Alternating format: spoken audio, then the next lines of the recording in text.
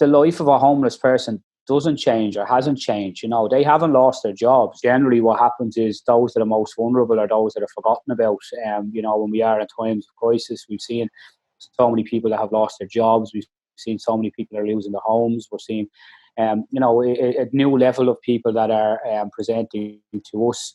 And I suppose even in terms of people cocooning and ensuring that those that are living in the hostel environment, there's over 4,500 adults in Dublin. In the hostel environment, there's over 3,000 beds that are managed through that same system on a nightly basis. So it's a massive operation.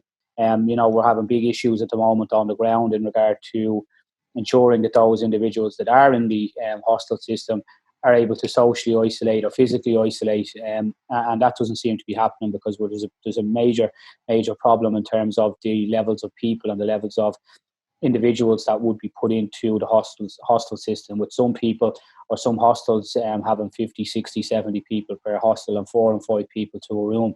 We initiated our emergency contingency plan a number of weeks ago, and that plan ensured that, number one, our volunteers and our staff are kept safe, and then obviously the concern around ensuring that our clients are also kept safe. We are trying to ensure that those that are vulnerable are taken in off the streets and given proper accommodation. But because of, I suppose, the level of accommodation that's currently in place, many people are deciding to go back out into tents and onto the streets because they can't physically distance within the hostel system at the moment. And we're working on a skeleton crew. We would normally have up to 350 people right through the organisation that are working on an ongoing basis and on a weekly basis.